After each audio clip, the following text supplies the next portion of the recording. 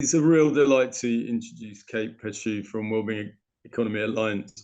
When I was working on my recent book on psychology and social change and looking at some of the things that are happening around the world, I was just absolutely blown away by the work that Wellbeing Economy Alliance are doing, just in terms of the influence that they have and their values around progressive social change in terms of mental health and well-being, and linking it up with the economy and real practical change in the world. It's fantastic what they've done. So Kate's their comms co-lead, and she's also the co-author of the book Let That Shit, I'm assuming it's shit, isn't it? SH something T, Let That Shit Go, as opposed to shot go or something. And she used to run the mental health organization Mind Matters. She's been brilliant in terms of talking about her work, and we've had conversations about the work that Wellbeing Economy Alliance doing that she does, based in Canada, and she's done writing for a number of popular magazines. So Kate, we're going to hand over to you, and really looking forward to this talk. Thanks so much for coming along to talk to us. Yes, of course. Thank you so much for that introduction. I'm so happy to be here. I am just going to start by sharing my screen. Give me 1 second here. So just want to, introduce myself. My name is Kate Petriw, she, her. I'm based in Ridgeway, Ontario. And I'm the comms and narratives lead at We All, we call it. So I'm just going to give you a quick introduction about myself, how I became really passionate about economic systems change, a bit of an explainer on We All, what we do, some of our principles, and all the exciting work that's happening. So just going to start a little bit with my story. So back in 2016, I started an organization called Mind Matters. And the goal was really to get people to talk about mental health in an approachable way. I found at the time, at least in Canada, we were talking about suicide prevention, mental disorders. But what I wanted to do is I wanted to get people to talk about mental health in the same way they were their workout routine or their diet. And so I found, some people online were bringing in swear words to really make this topic more comfortable. So I launched some workshops. I hired some psychotherapists, mindfulness instructors, design thinkers, and had really cheeky titles. And the workshops kind of just went, I don't want to say viral, but thousands of people wanted to come. We continued to sell out. And so that's when I was approached by HarperCollins to write a book on one of our mindfulness workshops. And it was called...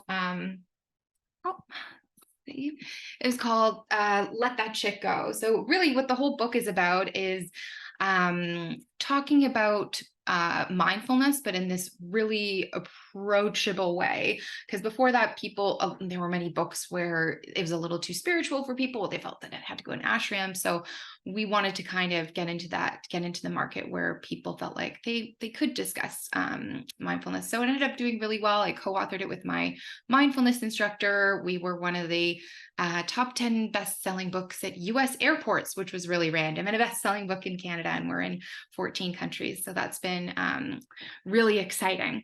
However, when I launched the book in 2019, I was experiencing a lot of eco-anxiety.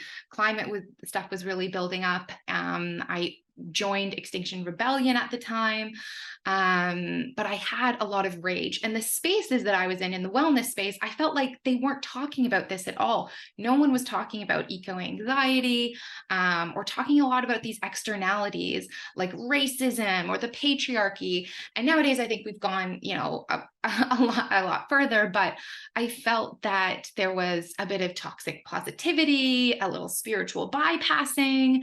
And then things sort of really blew up, and maybe some of you remember this at the time, but there were in 2020, after the Black rights movement, Black Lives Matter movement, there was this thing bubbling up called QAnon, and they came up with these crazy conspiracies about how our politicians were manipulating things. That's not to say some of it isn't based on truth, but it just took it to the complete extreme. And many people believe that this actually fueled the Capitol riots, where someone died and it was just horrific. And what I was seeing at the time was the spiritual and wellness space was fueling this movement. And again, when I began to talk to my friends that were in it, I didn't feel like I was heard, or that I could really vocalize my opinion, and felt really gaslit and shut down. And so I really love this. This is just a meme that I came across, but I really loved it because I think it really encapsulates sort of what happened. But most people hate everything about their life under capitalism, but they don't have the language or the cultural narratives to express it. And so instead, I think it manifests itself through these bizarre conspiracy theories or just generalized anxiety and depression. From my own journey as well, I went to private school, and there's a lot of inequality in Toronto. And I always felt there was this tension there, but I wasn't allowed to really, or I didn't have the language to express what inequality was, or status anxiety and what that was. So I love to quote him in the book, but Jay-Z says, you can't heal what you don't reveal. And I think this is a huge part of mental health, and talking about these externalities. If we can't, then we're not going to be able to move forward. So what We All is really all about is understanding how all of these crises, inequality, climate, even the patriarchy is connected to a really flawed economic system. So I'll get into that right now, and what we do. So the Wellbeing Economy Alliance was formed in 2017 with a number of academics, NGOs, and activists who realized that the economic system was the root cause of our climate crisis, as well as driving inequality. So there's 400 organizations, 6 national governments, 88 ambassadors, and we've got 15 local hubs. So, what is the economy? The economy is the way we produce and provide for one another. But often people and planet, what's happening is that people and planet are not here to serve the economy. The economy is here to serve us. So what we want to do is really flip this. So we want to create an economy that is designed to deliver quality of life and flourishing for all people in harmony with our environment. And another way of putting this is a well-being economy delivers social justice on a healthy planet. So how does We All do that?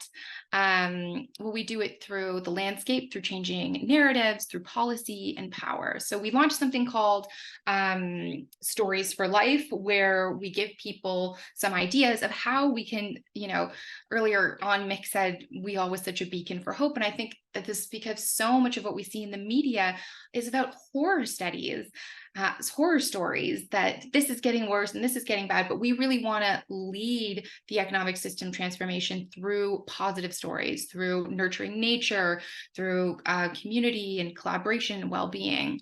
So I'm happy to send you that resource as well.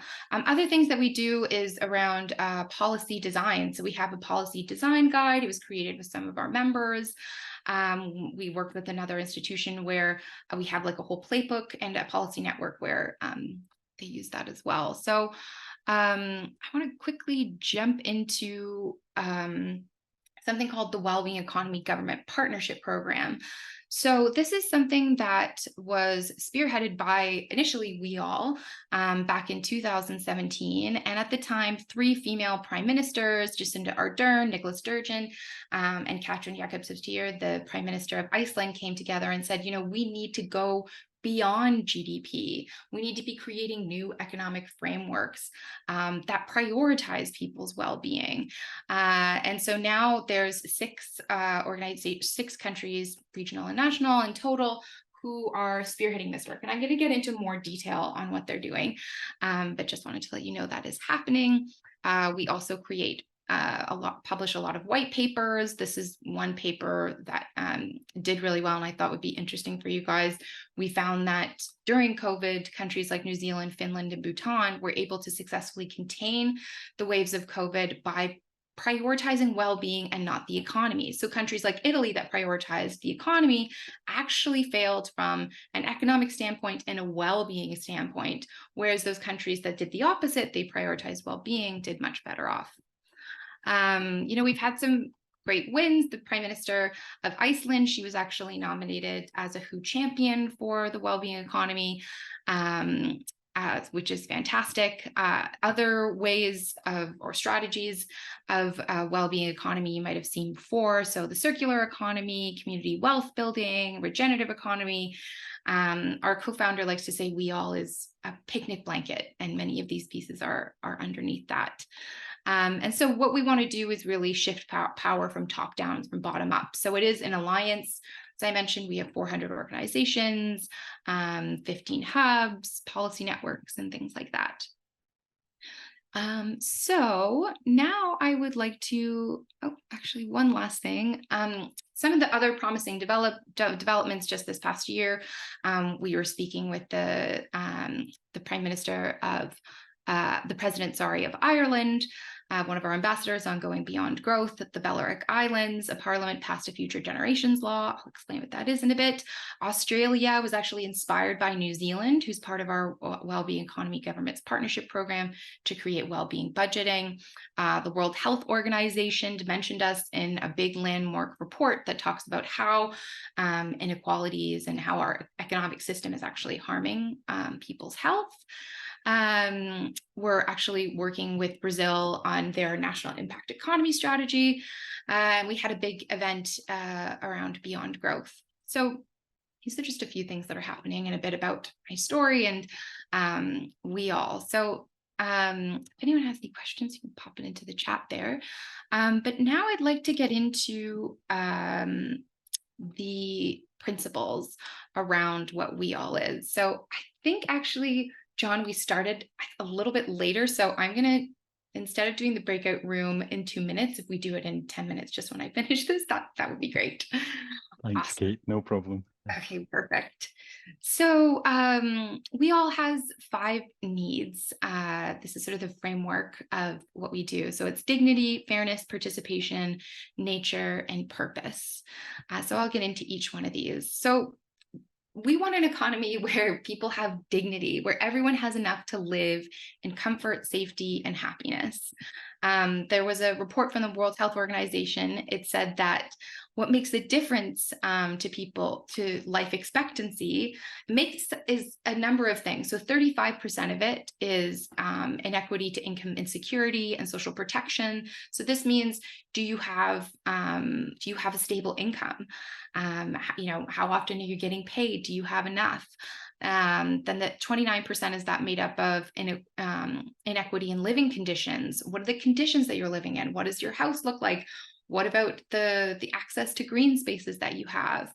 And 19% of that is inequity in social and human capital. I'll get into that more in a second. And then inequity in health services makes up 10. So, some people think GDP, that is an indicator of life expectancy, but what I'll show you in a sec is that it's not. There's so many other things that are really impacting that.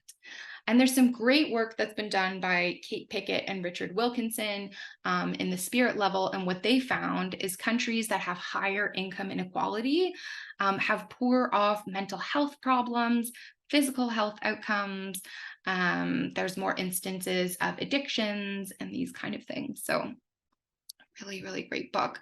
And she explains, why is this? Well, actually, when you have a community or a country that has high income inequality, people feel more competitive with one another. There's something called status anxiety, where they're nervous that they're not wearing the right things or they don't have enough. And this creates stress and other problems. So we all need nature. Humans are one with nature, and we need to give back as much as we take. So you've probably seen so many of these studies as well, but people that have access to nature or spend time in nature, it lowers their stress, has better mood, reduces disorders. So, when someone's trying to put through a new highway project or a development, for example, politicians need to be thinking about, well, even though this drives GDP, how is this impacting nature? So participation, citizens are actively engaged in their communities and making economic decisions. And so this looks like citizens' assemblies and things like that. But going back to the World Health Report, said that 19% in the life expectancy has to do with inequity in social and human capital. And so that means people are having these feelings of isolation. They don't have trust in their own governments. They don't feel like they can really change their own destiny. And there was this report that came out, which is wild. It was done in the States. They found that, I think they took poll results from 1,700 polls from 1981 to 2000. And if there was a 10%, 30%, 80% interest in average citizens for a policy to go through, there was still only just a 0.3% chance or probability that it would happen. So no matter if average citizens really wanted a policy to go through or they didn't, it still had the same probability of going through, which I think is wild. Now, however, when they looked into this report, they found that economic elites' preferences do actually push the needle. So if 80% of them, if fewer than 20% of wealthy Americans supported a policy, it only happened about 18% of the time. But 80% of the time when they were in support, the change ended up happening 45% of the time. And this is the same with special interest groups. But how does that make someone feel like they're living in a world where they don't feel like their voice is really heard? And then fairness. So justice in all its dimensions at the heart of economic system. And there's been so much out there to show that racism and poverty and these environmental stressors, they have impact on people's hormones and tissues. I mean, during COVID, alarmingly, many of the deaths were made up of BIPOC individuals. And that's because, they're living in systems that are, colonial and racist. And the policies like redlining, for example, in the US, they're still seeing the ramifications of that. And then a purpose. So we all have a shared sense of belonging, and our institutions serve the common good. And so, as I mentioned earlier, many of you probably heard, well, GDP, that helps to increase life expectancy, does it? Well, actually, it's a hit. But if you've taken economics before, you've probably heard of something called diminishing marginal returns. And this holds true with GDP. And so we think of it as akin to salt. A little bit of salt is great. It makes your meal taste good. But if you put way too much salt in there, it overpowers everything. Here's a little graph to sort of put it into perspective. So yes, in lower income countries, when you raise GDP, life expectancy increases, but then it flatlines. So you can see that Chile, for example, and the United States, and Chile has a much lower GDP, actually has a longer life expectancy. And this is the same in Costa Rica as well. So it's not really measuring, how people are doing. And then often, what is the purpose of our economy? Politicians, and when you're online and the Financial Times or whatever it might be, they'll say GDP is up, GDP is down, or stocks are up, stocks are down. But we have to remember that the wealthiest 10% of Americans own a record 89% of all stocks. So who's that for? And even the inventor of GDP himself, a man named Simon Kuznets, invented in 1934, he warned US Congress not to take this too seriously. He said the welfare of a nation can scarcely be inferred from a measurement of national income as defined by the GDP. So here's just some more stats here. I think this one is really relevant when it comes to mental health. Again, GDP in the US has been increasing, but actually despair deaths and life expectancy at some points has been decreasing. So despair deaths are those that happen because of suicide or alcohol poisoning. And you can just see, even though this goes to 2015, it still has continued to go up. And then just lastly, this is from John F. Kennedy, but he says, gross national product counts air pollution, cigarette advertising, and ambulances to clear our highway carnage. It measures neither our wit nor our courage, neither our wisdom nor our learning, neither our compassion nor our devotion to this country. It measures everything, in short, except that which makes life worthwhile. So sorry, there's a lot of stats and things I'm throwing at you, but I was hoping we could use the next 10 minutes to maybe go into some breakout rooms and talk about how are some of these issues showing up for you in the sessions that you're having. So if you wouldn't mind going into some great breakout groups now, and when we can come back, that would be great. So the question is to think about how that shows up in our work, Kate. That's what we're going to take into our rooms. Great, lovely. And if we're staying here, you can have some reflection too. Great. Well, I hope the breakout sessions were fruitful for you guys. I'll have a little bit of time for questions as well afterwards. So I want to take you through something called the 4 Ps, and sort of a map of, how do we get there? And these are 4 macro arrays of policies and practices to sum up how we can really get to a well-being economy. And I also want to let you know it is underway. It is happening. Countries are doing it. So I think it's a really exciting time. So first is pre-distribution. So pre-distribute power, wealth, time, and income. So what does that mean? Social enterprises, businesses that are owned by their workers, community wealth building and making sure that there's living wages, or also universal basic income. So they piloted something in California, a universal basic income program where they gave people $500 a month, no strings attached, and the outcomes were a great success. They found that actually their full-time employment increased by 12%. Their measurable feelings of anxiety and depression decreased versus the other control group. And they didn't end up spending this money on drugs or alcohol, like many people, some really bad myths have been out there around that. So it was a really great result. And there's other countries that are doing this well. That happened in Finland, actually in Canada, and in India as well. So there's a lot of countries that are trialing this. So the second P is purpose. So we need to shift the purpose of the economy to deliver human and ecological well-being. So, looking back at some of those stats before of 80% or so of the wealthiest people own the majority of those stocks. Like, what is the purpose of the economy? Is it to make wealthy people richer? No, it's to really make sure that humans and nature are thriving. So that means measuring success beyond GDP. And that's what's really exciting about the Wellbeing Economy Government Partnership Program. These countries have come together and created new frameworks. So you have Scotland, which has their national performance framework. It was introduced in 2015 and then revised in 2018, but they have 11 national outcomes and 18 national indicators. So this is looking at, education, environment, well-being, and things like that. And then also Iceland.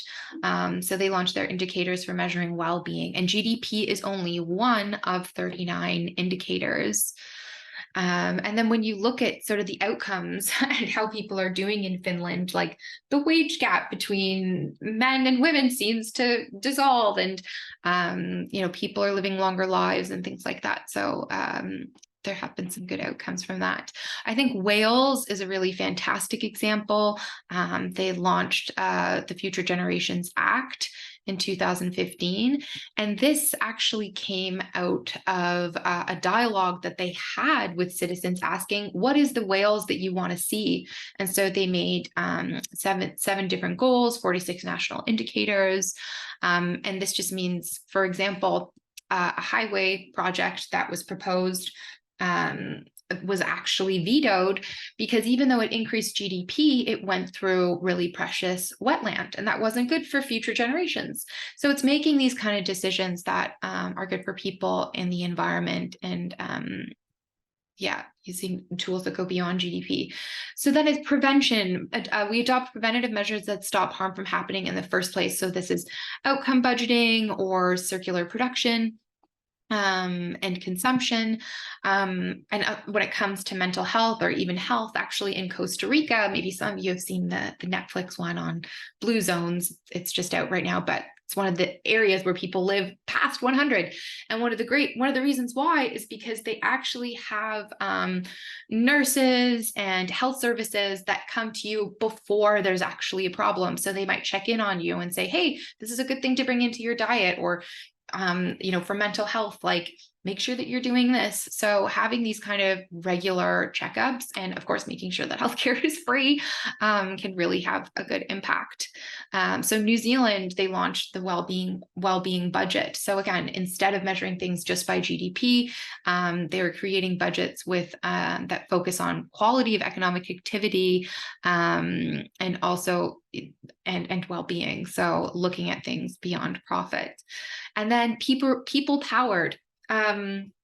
So making policy decisions that people actually want, but listening to them in the first place. So citizens' assemblies and participatory budgeting. So yeah, as I mentioned, Wales held a national conversation calling, it was called "What is the Wales that we want?" So they had this citizens' assembly, and they brought in a number of different topics. And from that, they created the Future Generations Act. And so, and again, like they aren't the only country that's doing this. France, Belgium, the United Kingdom actually held a citizens' assembly on social care. So it brought together citizens to discuss the challenges of providing social care for an aging population. So yeah, these are some examples of how we can really move forward. And in terms of how you can get involved, I just want to go back to we all here. We are an alliance, so we have 3,000 members, 400 organizations, and a lot of people join the alliance to become a member and might write a paper with someone else. Another way that you can take action, and I've seen this a lot just even on socials, is calling your government to join the Wellbeing Economy government partnership program, or calling your local MP and telling them about this. So there's lots of different ways you can do that. And in terms of like taking action with clients, I'm sure you probably had these discussions in your breakout rooms, but it's validating those feelings of, you know, shame that they can't own a home, and instead of blaming themselves, knowing that there's governments that aren't prioritizing this for them.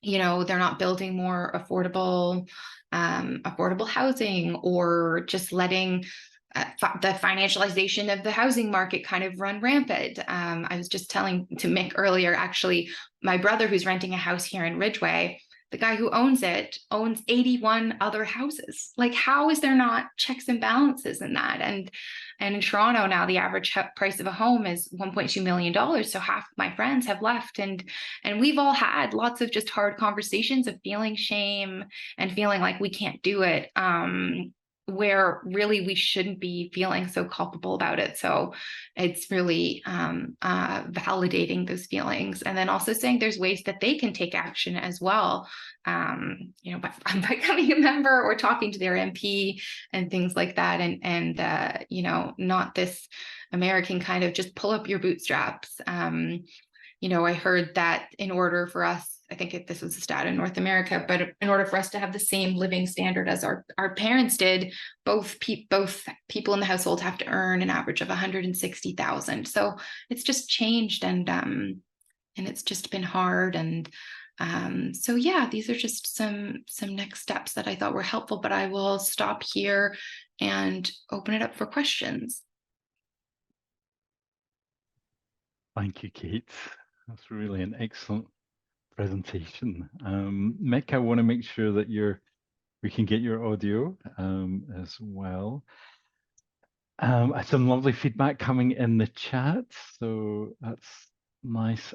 And I guess if anybody wants to pop a question into the chat or raise your Zoom hand, you might have a comment or a question you want to put to Kate. Just to say one thing is that Task is a member of the Wellbeing Economic Alliance. We got in there a few months ago, and very proud to be part to be part of it. And I think my sense, Kate, is just like you're saying, really about hope. And I think what you found there is a path forward when it can feel like pretty much everything is blocked and going to shit, so to speak, in the title of your book.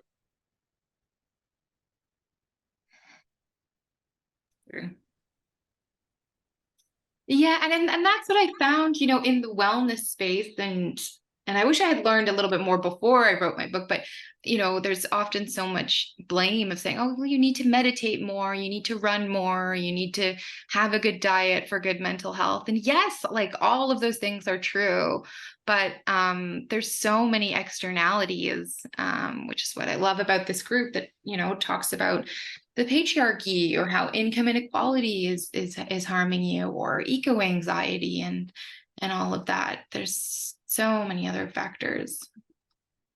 Yeah. Do we have any? So we've got some really nice comments about, thank you so much, very thoroughly informative and inspiring and hopeful. I'm joining Wheel already been on the website. Somebody else says succinct and compelling, Kate. Elaine says, you've let me know things about my own country, Wales, which I didn't even know. Thank you. Nice.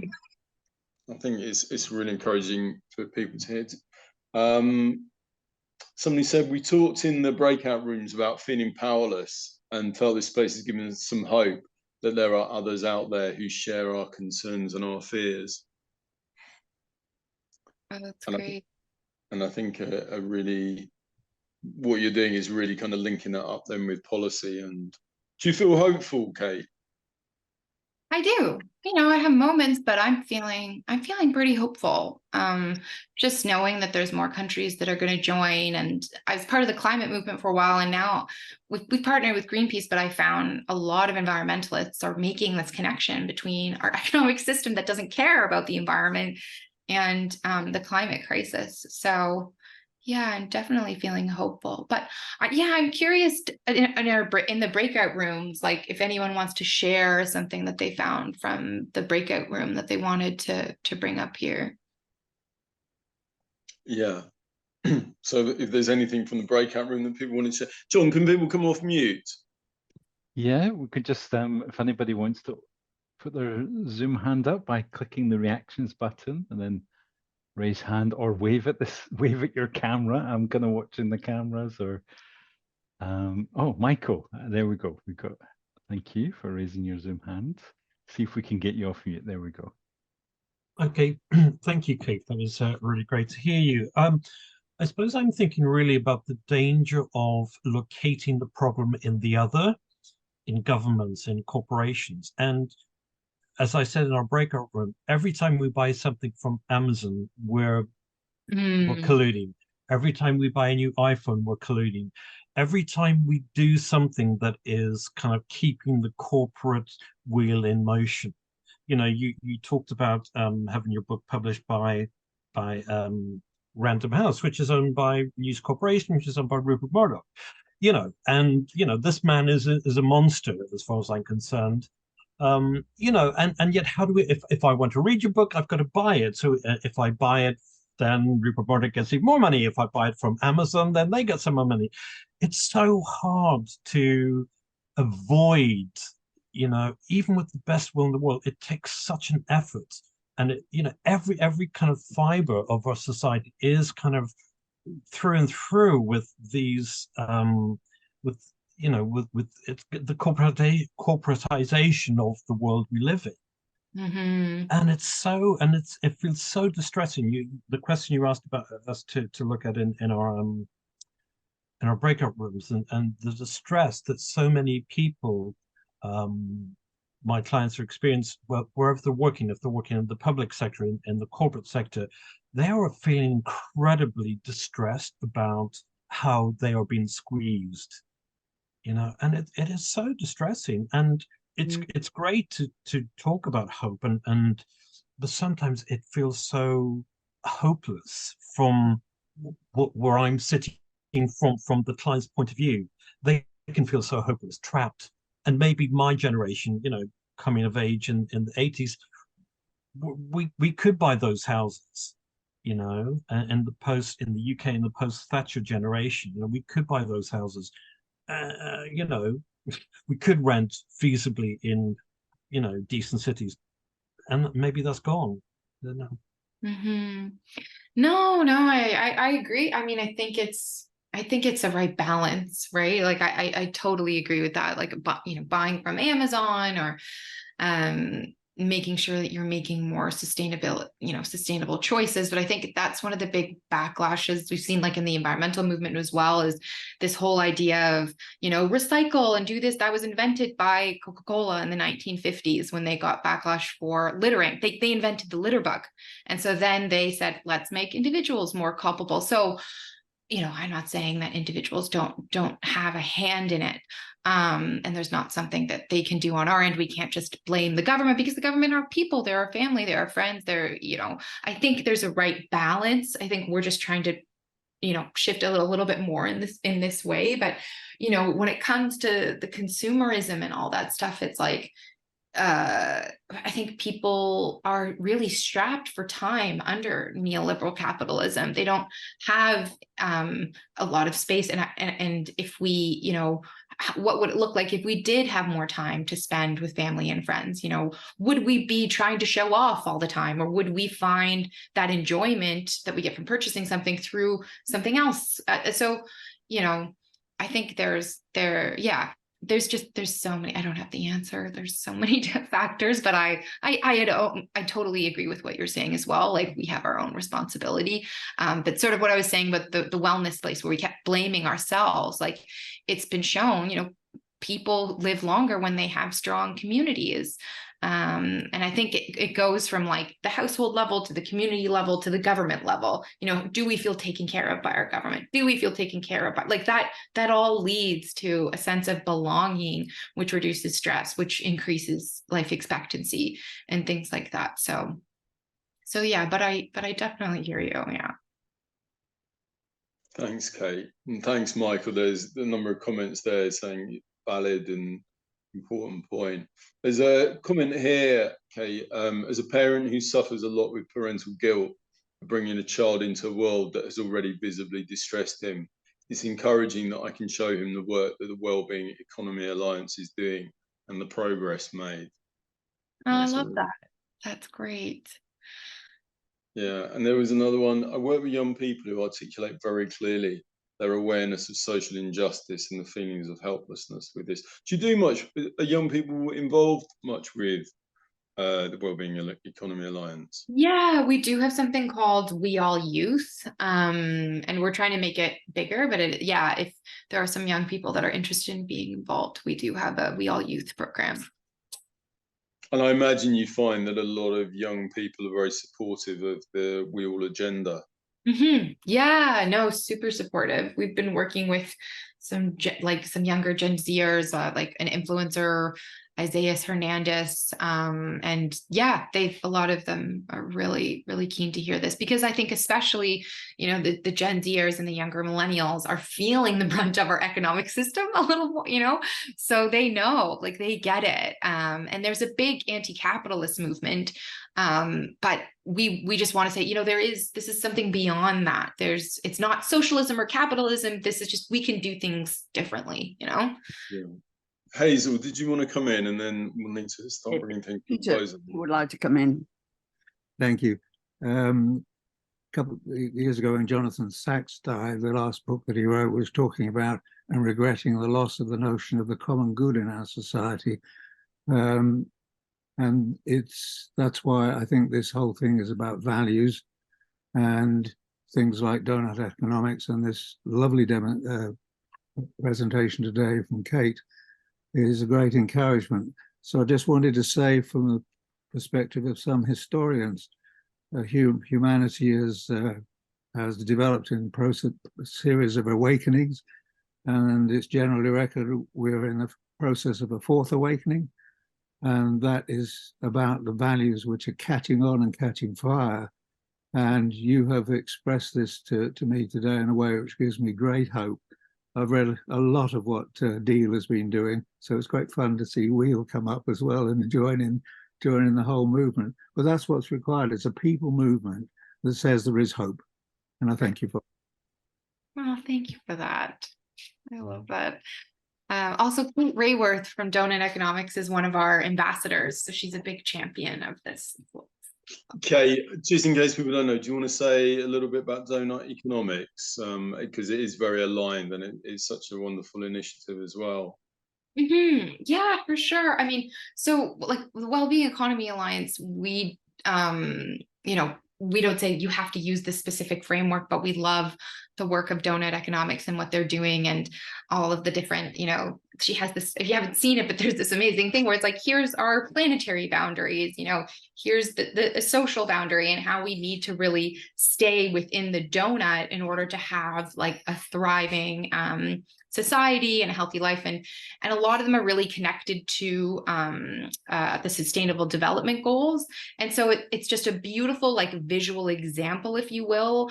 It's kind of like getting, I love when Kate Rayworth says, you know, when you go to the doctor, you don't just get your heart, you know, you don't just get inspected, like your heart inspected, you get blood tests, you get all these things. And so that's what the donut economic framework has. It just looks at all of these different indicators that are connected to the SDG goals and sees like where we are visually. Are we out of whack? Are we in place? And where we need to go. So, but where we are now is outside planetary boundaries. Things don't look good. So we need to really pull it in place. But she's just done such a beautiful job of explaining it. And she's worked with many cities as well, like Amsterdam, I think somewhere in South America too. So they're using these frameworks to make policy decisions, which is awesome.